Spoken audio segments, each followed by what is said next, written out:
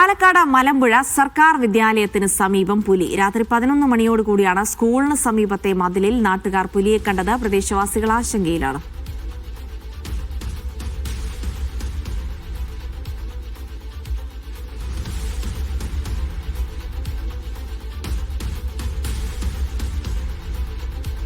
പാലക്കാട് നിന്നുള്ള ദൃശ്യങ്ങളാണ്. മലമ്പുഴ സർക്കാർ വിദ്യാലയത്തിന് സമീപമാണ് നാട്ടുകാർ ഈ പുലിയെ കണ്ടെത്തിയിരിക്കുന്നത് എന്നുള്ളത് കൂടിയാണ് സംഭവത്തിന്റെ ഗൗരവം വർദ്ധിപ്പിക്കുന്നത്. രാത്രി ഏതാണ്ട് 11 മണിയോടുകൂടിയാണ് സ്കൂളിന് സമീപത്തെ മതിലിൽ നാട്ടുകാർ ഈ പുലിയെ കണ്ടത്.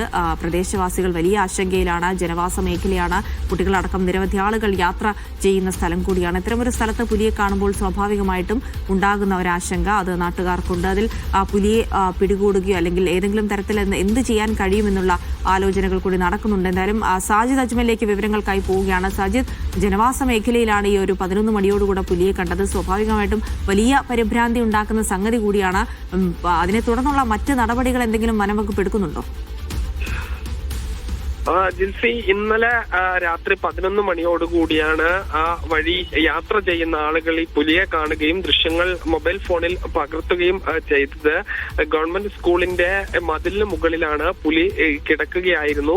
ഈ സമയത്ത് എന്തായാലും യാത്രക്കാർ ദൃശ്യങ്ങൾ പകർത്തി നാട്ടുകാരെ വിവരം അറിയിച്ചു. തുടർന്ന് വനംവകുപ്പും പോലീസും എല്ലാം തന്നെ സ്ഥലത്ത് എത്തിയിരുന്നു. ആളുകൾ വന്നതോടുകൂടി പുലി ഓടി പോവുകയായിരുന്നു. നിലവിൽ രാവിലെയും തിരച്ചിൽ നടത്തിയെങ്കിലും പുലിയെ കണ്ടെത്താൻ കഴിഞ്ഞിട്ടില്ല. ഈ കെണിവെച്ച് പുലിയെ പിടികൂടണമെന്നൊരു ആവശ്യമാണ് നാട്ടുകാർ പ്രധാനമായും പറയുന്നത്. ഈ കാട്ടുപന്നികളും കാട്ടാനകളും സ്ഥിരമായി ഇറങ്ങാറുണ്ട്, പക്ഷെ പുലിയെ അങ്ങനെ സ്ഥിരമായി കാണാറില്ല.